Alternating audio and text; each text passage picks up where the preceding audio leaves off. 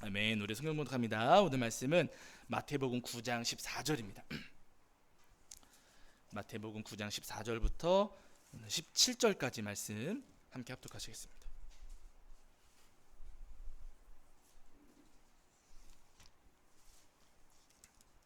네, 9장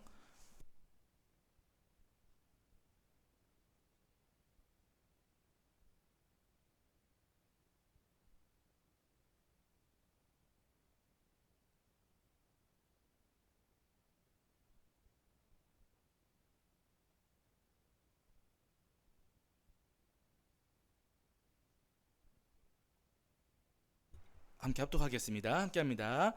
그때 요한의 제자들이 예수께 나와 이르되 우리와 바리새인들은 금식하는데 어찌하여 당신의 제자들은 금식하지 아니하나이까? 예수께서 그들에게 이르시되 혼인집 손님들이 신랑과 함께 있을 동안에 슬퍼할 수 있느냐? 그러나 신랑을 빼앗길 날이 이르리니 그때에는 금식할 것이니라. 생배 조각을 낡은 옷에 붙이는 자가 없나니 이는 기운 것이 그 옷을 당기어 헤어짐이 더하게 되며 새 포도주를 낡은 가죽 부대에 넣지 아니하나니 그렇게 하면 부대가 터져 포도주도 쏟아지고 부대도 버리게 됨이라. 새 포도주는 새 부대에 넣어야 둘이 다 보존되느니라. 아멘. 우리 자리에 앉으시겠습니다. 여러분 한 주간 평안하셨지요? 지난 한 주간에도 여러분 뉴스 보셔서 아시겠지만은 여러 가지 참 놀랄 만한 일들도 많이 있고 충격적인 일들도 많이 있고 무슨 우편물에 뭐 이상한 거 보내가지고 이런 보셨죠? 저만 봤나요? 뭐 그런 일도 어떤 사람은 그 뭐 칼 들고 이렇게 사람 해치고 그런 일도 있고 참 복잡하고 어려운 한 주간이었는데요. 그렇게 우리 삶이 많이 복잡하고 답답하고 괴로운 것들 많이 있었지만은 그럼에도 불구하고 우리 주님께 소망을 두고 하나님 앞에 나와서 예배하시는 우리 성도님들께 오늘도 주님께서 주시는 은혜와 소망이 가득하기를 주의 이름으로 간절히 축원합니다. 자, 지난주에는 저희가 마태복음 9장 9절부터 13절까지 말씀을 통해서 우리에게 주시는 은혜를 함께 나눴는데요. 예수님께서 세리였던 마태를 제자로 부르시는 장면이 지난주 우리가 읽은 말씀 가운데 기록되어 있었습니다. 세리는 그 당시에 혐오의 대상이었고 증오의 대상이었는데도 불구하고 예수님께서는 왜 마태를 세리였던 마태를 제자로 삼으시고 불러주셨는가? 사람들이 손가락질하고 조롱하는데도 비난하는데도 왜 마태를 품으셨는가? 이유가 있습니다. 여러분, 마태는요 그 마음 가운데 이름값 하지 못하면서 살았던 자신의 삶에 대한 괴로움, 죄책감이 그 마음 가운데 있었다는 거예요. 레위라는 이름을 가지고 있었음에도 불구하고 레위답지 못하게 살았던 자신의 삶에 대해서 마음속으로 아파하고 괴로워하는 사람이었습니다. 그 괴로워하는 마음을 예수님께서는 아셨고 그래서 그 마태를 예수님께서 긍휼히 여기셔서 제자로 삼아주시고 예수님께서 그와 함께 식사를 함께 나누셨던 겁니다. 여러분, 오늘 우리도 마찬가지입니다. 우리도 이 땅을 살아가는 동안에 이름값 하지 못할 때가 굉장히 많이 있거든요. 목사답지 못할 때가 많고 성도답지 못할 때가 많고 그리스도인 크리스찬이라고 하는데 크리스찬답지 못할 때가 우리 삶에 분명히 있습니다. 그렇게 이름값 하지 못했던 우리의 허물과 잘못에 대해서 마음 아파하시고 괴로워하시고 애통할 때에 주님께서 우리를 불쌍히 여겨주시고 우리의 그 허물과 죄를 용서해 주시는 거예요. 바라기는 나는 하나님 앞에 의롭다, 나는 하나님 앞에 정결하다, 우리가 자신만만하게 서는 것 아니라 날마다 겸손한 마음으로 애통한 마음으로 엎드리시는 저와 여러분이 되기를 주의 이름으로 간절히 축원합니다. 자, 이제 오늘은 그 뒤에 이어지는 마태복음 9장 14절부터 17절까지 말씀을 통해서 우리에게 주시는 은혜를 나누려고 하는데요. 예수님께서 지금 세리였던 마태를 제자로 부르시고 마태의 집에 들어가셔서 식사를 나누셨어요. 그 장면을 바리새인들이 지켜보고 수군거리면서 이상하게 여기지 않았습니까? 그런데 여러분, 중요한 것은 바리새인들만 예수님을 이상하게 본 것은 아니었어요. 오늘 본문에 보시면은 그 자리에 바리새인들만 있었던 게 아니라 요한의 제자들도 있었습니다. 오늘 본문 말씀 보시면 요한의 제자들도 지금 그 현장, 예수님께서 세리들 마태와 식사하시는 그 현장에 요한의 제자들이 있었어요. 요한의 제자들은 다른 사람들이 아니라 우리가 잘 알고 있는 세례 요한의 제자들입니다. 세례 요한의 제자들도 예수님께서 마태를 비롯한 세리들과 식사하시는 그 현장에 함께 있었고 그 장면을 지켜보고 있었어요. 그러면 여러분, 세례 요한의 제자들이라면 예수님께서 마태하고 식사하실 때, 세리들과 식사하실 때 그 장면을 바라보면서 세례 요한의 제자들이라면 어떻게 반응해야 맞을까요?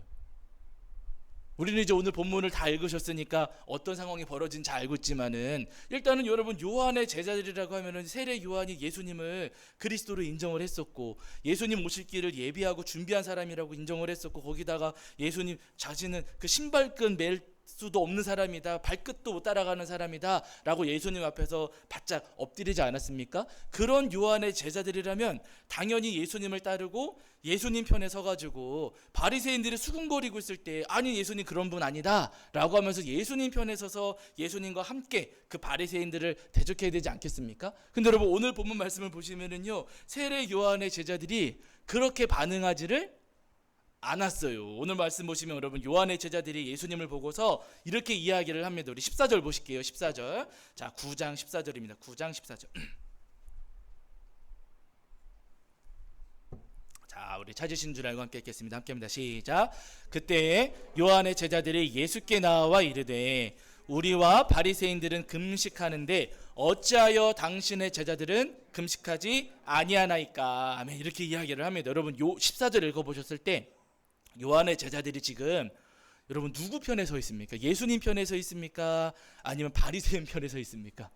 바리새인 편에 서 있어요. 여러분 14절 말씀 가만히 보시면은요, 요한의 제자들은 지금 예수님 편이 아니라 바리새인들과 같은 편에 서 있습니다. 이 얘기 무슨 얘기냐면, 지금 요한의 제자들이 바리새인들처럼 예수님을 받아들이지 못했다는 거예요. 누구보다도, 사실은 누구보다도 앞장서서 예수님을 따랐어야 했던 사람들이었는데요. 그런데 오히려 요한의 제자들은요, 반대로 예수님을 따르지 못하고 예수님을 오히려 지금 의심하고 있는 겁니다. 아니, 누구보다도 지금 예수님의 제자가 될 수 있는 사람들이고, 우리가 지금 성경 읽어보셔서 아시지만은 세리도 예수님의 제자가 됐고 어부도 예수님의 제자가 됐습니다. 그런데 세례 요한의 제자들은 지금 예수님의 제자가 되지 못하고 오히려 바리새인들 편에 서가지고 예수님을 의심하고 있더라는 거예요. 아니, 도대체 왜 요한의 제자들은 예수님을 받아들이지를 못했는가? 요한의 제자들은 지금 왜 예수님 편이 아니라 예수님 반대편에 서가지고 예수님을 의심의 눈초리로 바라보고 있는 것인가? 오늘 우리가 이 말씀을 나누려고 하는 겁니다. 왜 요한의 제자들이 예수님의 제자가 되지 못하고 이렇게 예수님 반대편에 서 있는가? 그 이유를 오늘 지금 조금 전에 읽으셨던 14절 말씀에서 확인해 볼 수가 있거든요. 거기서 요한의 제자들이 예수님께 뭐라고 질문하냐면요, 우리와 바리새인들은 금식하는데 어찌하여 당신의 제자들은 금식하지 아니하나이까? 라고 지금 예수님께 질문을 합니다. 당시에 여러분, 경건한 유대인들은요, 일주일에 2번 금식을 했다 그래요. 일주일에 몇 번이요? 2번이요. 우리는 일주일에 2번 해요, 안 해요? 안 해요. 저도 안 해요. 저도 안 합니다. 지난주에는 우리 성도님들이 제가 괜히 설교하면서 빵 이야기 해가지고 빵을 어마어마하게 사다 주셔서 제가 일주일 동안에 빵을 굉장히 많이 먹었습니다. 여러분, 일주일 동안 저도 금식을 하지 않습니다. 그런데 그 당시에 유대인들은요, 경건한 유대인들은 누가 시키지 않아도 일주일에 이틀씩 금식을 했다 그래요. 월요일하고 목요일 날 금식을 했다고 합니다. 바리새인들은 여러분 그 월요일 목요일 날 금식했을까요, 안 했을까요? 바리새인들 당연히 했죠. 이 사람들은 누구보다도 자신들이 거룩하고 의롭다고 생각했던 사람들이기 때문에 월요일하고 목요일 날 반드시 금식을 했습니다. 그러면 세례 요한의 제자들은 여러분 금식했을까요, 안 했을까요? 세례 요한의 제자들도 금식을 했습니다. 왜냐하면 여러분, 요한이 사역할 때 뭐 먹었다 그래요? 메뚜기와 석청, 광야에 살면서 메뚜기와 석청을 먹었다고 해요. 그걸 성경 기록하지 않습니까? 물론 석청은 지금 우리 시대의 눈으로 보면은 굉장히 귀한 것 가운데 하나예요. 근데 여러분, 석청이 흔하던가요, 드물던가요? 드물어요. 에? 석청은 흔한가요? 아니, 꿀도 많지 않지만 여러분, 그 중에 석청은요 더 드뭅니다. 구하기가 굉장히 어려운 것 가운데 하나예요. 근데 석청을 먹고 살았다고 하니까 와, 요한은 돈이 많아서 배부르게 여러분, 그게 아니고요, 드문 것을 먹고 살았다는 거예요. 거기다 광야에서 살았으니 먹을 것이 더 없었을 겁니다. 그렇게 여러분, 요한은요 굉장히 금욕적인 삶, 철저하게 금욕적인 삶을 살았던 사람이 바로 요한이에요. 그런 요한의 제자들인데 금식을 하겠어요, 안 하겠어요? 당연히 하는 겁니다. 요한의 제자들은요, 어떤 학자들은 이야기하기를 아마 바리새인들보다도 더 철저하게 했을 것이고 바리새인들보다도 더 열심히 금식했을 것이다. 이렇게들 말씀하시는 분들도 더러 계세요. 바리새인들도 금식을 했고요, 요한의 제자들도 금식을 했습니다. 다만 그들이 금식했던 것은 성경에서 기록하셨기 때문에 한 게 아니라 그들이 만들어낸 전통이에요. 일주일에 2번 금식하면 다른 밥 먹는 사람들보다 저보다는 거룩해 보일까요? 덜 거룩해 보일까요? 빵 열심히 먹은 저보다는 일주일에 2번 금식한다고 더 거룩해 보이지 않겠습니까? 그런 마음들이 있었던 거죠. 일주일에 2번 금식한다고 하면은요, 더 거룩해 보이고 더 이렇게 구별돼 보이니까 그렇게 전통적으로 금식을 지켜왔던 거예요. 그런데 여러분, 예수님께서는 지금 금식을 하십니까? 안 하십니까? 안 하셨어요. 바리새인들도 금식하고 요한의 제자들도 금식하시는데 예수님께서는 금식을 안 하시고 오히려 맛있게 식사를 하시는 겁니다. 맛있게 식사를 하실 뿐만 아니라 지금 세리하고 식사를 하고 계세요. 그러니까 요한의 제자들은 이 장면을 이해할 수가 없었던 겁니다. 그래서 예수님을 찾아와서 우리는 금식하는데 예수님과 제자들은 왜 금식하지 않습니까? 라고 지금 예수님께 묻고 있는 거예요. 이 물음 속에 지금 요한의 제자들이 가지고 있었던 문제가 담겨 있습니다. 금식 그것 자체는 문제가 되진 않아요. 뭐 금식한다고 해서 죄가 되는 것은 아닙니다. 예수님께서도 오늘 본문에서도 말씀하셨지만은요, 금식해야 될 때는 금식하는 것이 맞아요. 금식하는 것 자체가 죄가 되진 않습니다. 그러나 문제는 뭐냐면은요, 여러분, 요한의 제자들이 지금 질문을 던질 때 우리는 금식하는데 당신과 당신의 제자들은 왜 금식하지 않습니까? 라고 묻지 않습니까? 요 질문을 통해서 볼 때 여러분, 요한의 제자들은 지금 누가 기준인 거예요? 자기 자신들이 기준인 거. 요한의 제자들이 던지는 질문을 저희가 조금만 줄이고 조금만 압축하면 어떤 의미가 되냐면은요, 우리는 금식하는데 왜 우리처럼 금식하지 않습니까? 왜 예수님은 우리처럼 하지 않습니까? 우리는 지금 금식해오고 일주일에 2번씩 그 이상도 금식하고 있는데 왜 예수님은 우리처럼 하지 않으세요? 라고 지금 요한의 제자들이 질문을 던지고 있는 거예요. 이 질문 속에서 기준이 누가 되는 거예요? 나가 되는 거예요. 왜 예수님은 나처럼 하지 않으세요? 왜 예수님은 우리가 지금 지키고 있는 전통을 예수님은 왜 안 지키세요? 예수님은 왜 우리처럼 하지 않으시는 거예요? 라고 질문을 하면서 자기 자신을 기준으로 삼고, 예수님께서 누구 기준에 맞추길 원하는 거예요?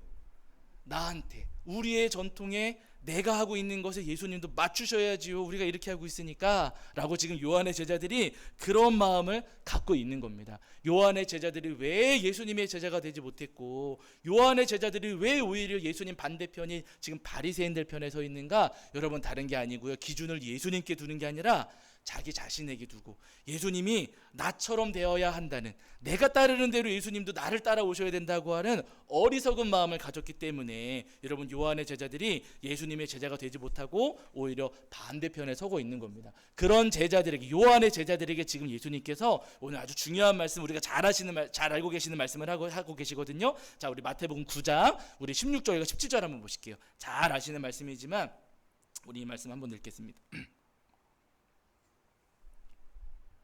자, 마태복음 9장 16절 17절입니다. 자, 우리 찾으신 줄 알고 함께 읽겠습니다. 함께 합니다. 시작. 생배 조각을 낡은 옷에 붙이는 자가 없나니 이는 기운 것이 그 옷을 당기어 헤어짐이 더하게 되미요, 새 포도주를 낡은 가죽 부대에 넣지 아니하나니 그렇게 하면 부대가 터져 포도주도 쏟아지고 부대도 버리게 됨이라. 새 포도주는 새 부대에 넣어야 둘이 다 보전되느니라. 아멘. 이렇게 말씀하셨어요. 어려운 말씀이 아닙니다. 생배 조각을 낡은 옷에 붙이는 자가 없고 새 포도주는 새 부대에 넣어야 한다 하시는 말씀이거든. 제가 예전에 한번 말씀을 드렸어요. 옷이 있으면은 여러분, 지금도 건조기에다가 돌리면은 좀 줄어들잖아요. 옛날에 이제 빨래를 하고서는 그 옷을 말리면은요, 이제 옷감이 조금씩 줄어드는 겁니다. 근데 그냥 줄어드는 게 아니라 옷을 자꾸 입으면서 빨래를 하니까 옷이 점점점 헤어지겠지요. 근데 그렇게 줄어들고 헤어진 옷이 구멍 나가지고 거기다가 새 옷감을 덧대가지고 구멍 난 걸 이렇게 메꿔버리면은 그 다음에 어떻게 돼? 그 다음에 빨래할 때 어떻게 되냐면은요, 새 옷감이 빨래하는 과정에서 줄어들면서 주변 그 자리를 잡아당기게 되잖아요. 근데 요 자리들은 전부 다 지금 얇아지고 헤어진 상태인데 새 옷감이 잡아당기니까 어떻게 돼요? 뜯어지게 된다는 거예요. 네, 그 말씀이시고, 새 포도주도 새 가죽 부대에 넣어야 되는데 무슨 말씀이냐면, 그 당시에는 포도주를 요 가죽 부대에다가 담아서 보관을 했는데, 포도주를 가죽 부대에다 담으면은 요 안에서 술이 익어가잖아요. 익어가면서 점점 부풀어 오르게 되는데, 부풀어 오르면 가죽 부대가 점점 이렇게 커지는 거 아니겠습니까? 풍선 생각하시면 되세요. 요 포도주 담은 가죽 부대가 이렇게 부풀었어요. 여기까지는 괜찮습니다. 근데 이렇게 부풀면서 가죽이 두꺼워질까요, 얇아질까요? 아무래도 얇아지겠지요. 여기다가 새 포도주를 담으면 그 새로 담은 포도주가 또 익으면서 부풀어 오를 텐데, 이미 얇아진 포도주 가죽 부대가 그 새 포도주가 익어가면서 어떻게 되겠어요? 빵 터지게 돼. 풍선 터지는 것처럼 빵 터지게 되는 겁니다. 예수님 말씀이 지금 그 말씀이신 거예요. 새 포도주를 새 부대에 넣어야 한다 하시는 말씀은 뭐냐면은요, 옛 것에다가 이미 가지고 있는 너희들의 그릇에다가 새 것을 담아서는 안 된다 하시는 말씀입니다. 너희들이 가지고 있는 것에다가 나 예수 그리스도를 억지로 끼워 맞추려고 해서는 안 된다. 예수님을 모시려면 어떻게 모셔야 된다고요? 새 포도주 가죽 부대가 되어야 한다 하시는 말씀이세요. 예수님을 모시고 예수님의 제자가 되려면은요, 옛날 가지고 있던 옛날 그 가죽 부대는 버리고 새 가죽 부대가 되어야 한다라고 지금 예수님께서 요한의 제자들에게 말씀하십니다. 이전에 가지고 있던 경험들, 이전에 가지고 있던 지식들, 이전에 내가 지키고 따르고 있던 전통들, 그것들에다가 예수님을 끼워 맞추는 것이 아니고요, 예수님을 믿고 따를 때는 내가 가지고 있던 경험과 지식과 전통을 전부 다 버리는 겁니다. 예수님 나 이렇게 했으니까 예수님도 이렇게 하셔야지가 아니고요, 나는 이렇게 해왔지만 예수님께서 저렇게 말씀하신다면 예수님 요거 다 버리고 예수님 그냥 따라가겠습니다 하는 믿음을 가질 때, 그때에만 우리가 진정한 예수님의 제자가 될 수 있다는 거예요. 여러분, 우리 모두가 다 마찬가지입니다. 오늘 우리 안에도 우리가 오랜 세월 살아오면서 내 안에 가지고 있던 지식과 경험과 전통들이 다 있어요. 나 때는 다 하시잖아요.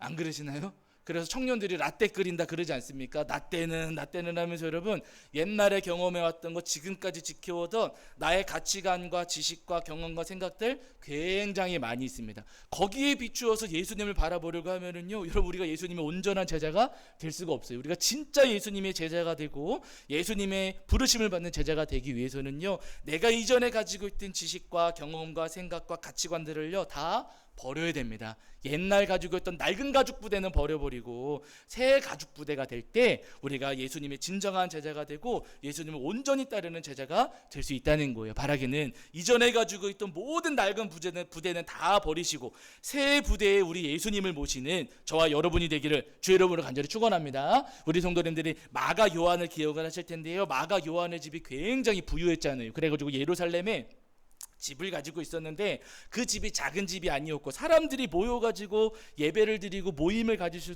있을 정도로 굉장히 큰 집이었습니다. 예수님께서도 예루살렘을 방문하시면은요, 마가 요한의 집을 종종 찾아가셨고 그 집에 머무신 적이 있었어요. 그러니까 마가 요한은 예수님이 자기 집으로 지금 찾아오신 적이 있었으니까 예수님의 말씀을 들은 적이 있을까요, 없을까요? 예수님 말씀 직접 들은 적도 있고, 예수님께서 성경에 다 기록하진 않았지만 예수님께서 분명히 거기서 병도 고치셨을 거거든요.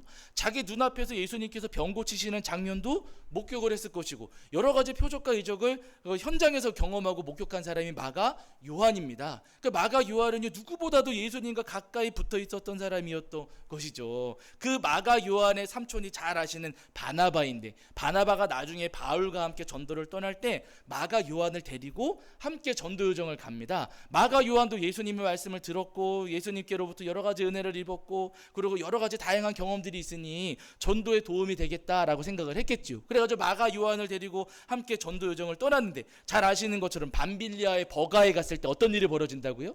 마가 요한이 돌아옵니다. 짐 싸가지고 혼자 돌아오게 된 거예요. 성경에는 왜 마가 요한이 돌아왔는지 정확하게 기록하고 있지는 않습니다. 아마 마가 요한의 그 잘못을 제 생각에는 바울 사도가, 아니 이제 누가가 덮어주고 싶었던 것 같아요. 적어놓을 왜 떠나갔는지 적을 수 있지만은 일부러 적지 않은 것 같습니다. 그래서 우리는 지금 이제 추론해 볼 수밖에 없어요. 마가 요한이 왜 그때 돌아왔을까? 학자들은 여러 가지 이유를 대고 있지만은 그 가운데 가장 가능성이 높은 것은 뭐냐면은요, 마가 요한은 유대인이었어요. 뿌리 깊은 유대인이었거든요. 근데 유대인들의 마음 가운데는 선민 의식이 있잖아요.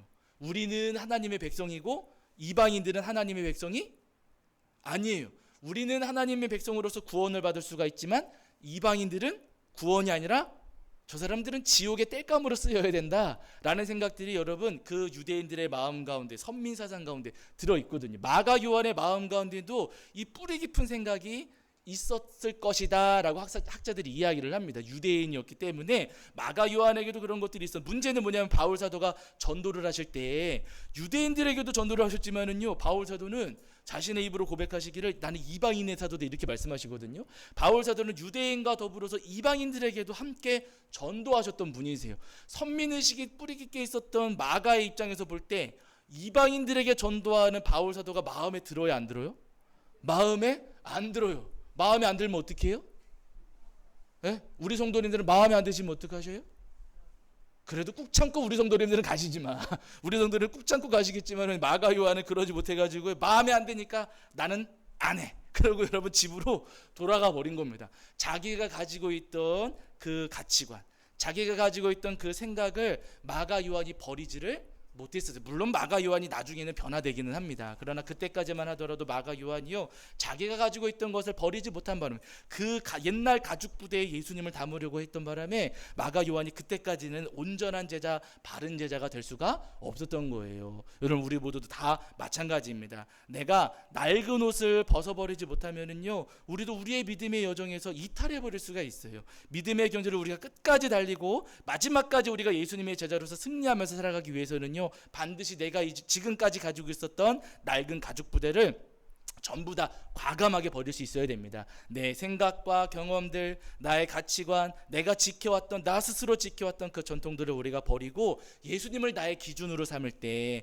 예수님께서 우리의 구주가 되셔서 우리를 제자 삼아주시고 우리를 승리하도록 걸음을 인도해 주시리라 믿습니다. 우리 성도님들이 아볼로도 기억을 하시잖아요. 여러분 아볼로는 애굽의 이집트의 알렉산드리아 출신이라고 성경에 기록되어 있거든요. 여러분 그곳에 아주 유명한 도서관이 있어가지고 아마 아볼로는 그곳에서 열심히 공부하던 사람이 아닐까 이렇게 생각이 됩니다. 그런데 세상 여러 가지 학문만 공부했던 것이 아니라 이 아볼로는요, 성경도 공부했던 사람이에요. 그래서 여러분 사도행전 보시면 이렇게 말씀하시거든요. 한 구절만 찾아보실게요. 자, 사도행전 18장 24절부터 25절입니다. 사도행전 18장 24절부터 25절.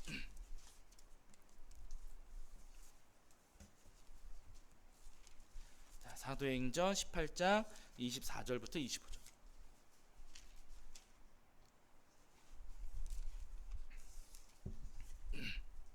18장 24절부터 25절입니다. 24절과 25절. 제가 가진 성경으로는 신약 성경 219페이지 정도 있습니다.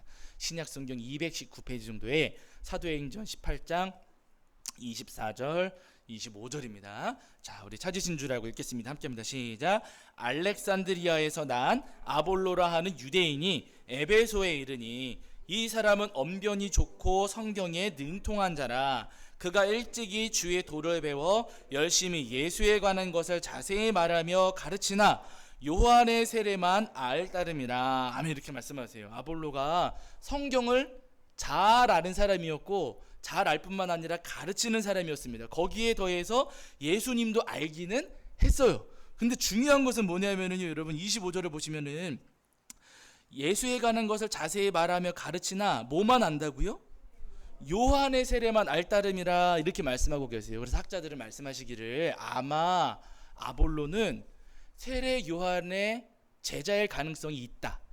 확정된 것은 확실하게 그렇게 말씀하시는 것은 아니지만은요, 예수님도 알고 있는데 지금 요한의 세례만 알고 있다는 것은요, 예수님에 대해서 그렇게 지식적으로 알고 있으면서도 요한의 세례만 받았다고 하는 것은 어쩌면 아볼로는 요한의 제자 혹은 요한의 제자들의 제자일 수도 있겠지요. 직접 요한에게 배웠을 수도 있고 아니면 요한의 제자들로부터 배웠을 수도 있고, 어쨌든 세례 요한의 제자 가운데 한 사람의 가능성이 있다라고 말씀들을 하십니다. 근데 이 아볼로가 에베소에 가게 되잖아요. 에베소에도 유명한 도서관이 있었는데 아마도 아볼로는 이제 공부하기를 좋아하는 사람이었으니까 공부하러 에베소를 또 가지 않았을까 싶습니다. 근데 에베소에 갔는데 거기서 누구를 만나요? 브리스길라 아굴라 부부를 만나지 않습니까? 브리스길라 아굴라 부부가 만나서 보니까 아볼로가 괜찮아요. 근데 가만히 보니까 아볼로가 요한의 세례만 알고 있습니다. 그래서 더 자세하게 예수님에 대해서 가르쳐 주었어요. 아볼로에게. 아볼로도 머리가 굉장히 좋고 성경도 많이 알고 여러 가지 말씀을 가르치기도 하는 사람이었는데 그 아볼로에게 예수님에 대해서 더 자세하게 가르쳤습니다. 여러분 생각을 해보세요. 나도 어느 정도 알고 있는데 누가 와가지고 나한테 막 뭘 가르쳐줘요. 그럼 들으셔요, 안 들으셔요? 우리 성도님들은 잘 들으시지만 저는 듣겠어요, 안 듣겠어요? 저는 안 들어요, 안 들어요. 여기로 듣고 어디로 나가요? 여기로 나가요. 아유, 또 쓸데없는 소리 하는 건 나도 뭐 알고 있는데, 나도 조금은 알고 있는데 하면서 여기로 듣고 여기로 막 빠져나가거든요. 제가 여러분 신학교 입학했을 때 그 신입생 환영회였던가 아무튼 그 신입생들 다 모여가지고 무슨 행사를 하나 하더라고요. 근데 그때 앞에서 말씀하셨던 교수님께서 하셨던 말씀이 제가 아직도 기억에 남아요. 그때 교수님 뭐라고 하셨냐면요, 지금까지 여러분들이 교회 신앙생활하고 교회 다니면서 가지고 있었던 신앙의 가치관, 여러분 그거 이제는 다 버리셔야 됩니다, 이러는 거예요. 그거 다 버리시고 이제 학교를 열심히 다니고 함께 수업 듣고 공부하시면서 다시 믿음의 집을, 여러분 신앙의 집을 아름답게 지어가시면 좋겠습니다 라고 교수님께서 말씀을 하시는 거예요. 여러분 내가 지금까지 모태신앙으로 살아오면서 열심히 그래도 교회 다니면서 신앙의 가치관을 세워왔는데 이거 버리라고 하면 버려져요, 안 버려져요? 안 버려져요. 그럼 교수님들이 이제 그 이후로 수업 들으면서 여러 가지 교수님들 수업을 들을 때 들려요, 안 들려요? 안 들려요. 여러분 충돌하는 일들이 굉장히 많고요. 어떻게 저럴 수가 있을까 하면서 굉장히 시험에 들 때도 수업 들으면서 굉장히 많이 있었어요. 물론 이제 세월이 흘러가면서 저도 이제 다시 신앙을 새롭게 정립하고 새롭게 믿음의 기초를 쌓아가고 하긴 했지만은요, 여러분 나도 이만큼 지어놨는데 이거 버리라고 하면은요 그거 받아들이기가 쉽지 않습니다. 근데 여러분 지금 아볼로에게, 브리스길라 아골라 부부가 아볼로에게, 잘 알고 있는 아볼로에게 다시 가르치고 예수님에 대해서 더 많은 이야기를 들려주었어요. 아볼로가 자기 거 버리고 예수님 받아들였을까요? 거절했을까요? 받아들였습니다. 아볼로는 받아들였어요. 저 같지가 않았어요. 여러분 보세요. 어디 보시냐면은 자 28절입니다. 18장 28절. 자 18장 28절 그 아래거든요. 자 18장 28절입니다. 읽겠습니다. 시작. 이는 성경으로서 예수는 그리스도라고 증언하여 공중 앞에서 힘있게 유대인의 말을 이기미러라 이렇게 말씀하세요. 아볼로는요 여러분 예수님이 그리스도이심을 받아들였습니다. 자기도 잘 알고 있었어요. 모르는 거 없었습니다. 공부 굉장히 잘하는 사람이었고요. 성경에 대해서도 해박한 사람이었습니다. 그런데 요한의 세례만 알 정도로, 요한의 세례에 머물렀을 정도로 이 아볼로는 요한의 그 뭐라 그럴까요? 요한의 그 뭐 계파라고 이야기를 할까요? 요한의 그 제자 가운데 한 사람이었지만은요 예수님을 받아들였어요. 자기가 가지고 있던 가치관, 자기가 가지고 있던 생각들을 다 버리고 예수님이 그리스도이심을 온전히 받아들였습니다. 그랬더니 어떤 일이 벌어지냐, 여러분 27절 그 위에 한번 보실까요? 자 27절입니다. 27절 자 읽겠습니다. 시작. 아볼로가 아가야로 건너가고자 함을 형제들이 그를 격려하며 제자들에게 편지를 써서 영접하라 하였더니 그가 가매 은혜로 말미암아 믿은 자들에게 많은 유익을 주니. 아볼로가 자기 거 버리고 가지고 있던 거 내려놓고 새 부대에 예수님을 모셨더니 아볼로를 통해서 여러분 은혜가 흘러가고 또 믿지 않던 영혼들이 돌아오게 되고 또 그 교회를 든든히 세워가는 아주 놀라운 역사 일어났다고 지금 성경에서 오늘 우리에게 말씀하고 있습니다. 여러분 오늘 우리도 마찬가지입니다. 낡은 가죽 부대에는 예수님께서 우리에게 주시는 그 넘치는 은혜를 우리가 받을 수가 없어요. 낡은 옷을 입은 채 구멍난 거기에다가 그리스도의 흰 옷을 내가 덧대겠습니다. 여러분 그렇게는 예수님의 그 거룩한 흰 옷을 우리가 덧댈 수가 없어요. 우리가 예수님께서 입혀주시는 흰 옷을 입으려면 덧대는 게 아니라 더러운 것은 벗어버리고 그 다음에 주님께서 주시는 흰 옷을 입는 겁니다. 내가 가지고 있는 낡은 옷에다가, 낡은 가죽 부대에다가 예수님의 은혜를 담는 것이 아니고요, 새 부대가 되어서 가지고 있던 거 다 버리고 깨끗하고 정결한 새 부대에 예수님을 모시고 그 은혜를 담을 때 여러분 우리도 주님께서 주시는 더 놀라운 역사 은혜를 누릴 수가 있다는 거예요. 우리가 가지고 있는 거 많이 있습니다. 그러나 여러분 그것들, 내가 가지고 있는 것들을 과감하게 버리시고 주님께서 입혀주시는 거룩한 이 옷과 주님께서 내려주시는 큰 은혜를 누리시는 저와 여러분이 되기를 주의 이름으로 간절히 축원합니다. 자, 우리 찬송합니다. 찬송가 여러분 542장입니다. 542장 찬송하시면서 준비하신 예물 봉헌하겠습니다. 찬송가 542장입니다.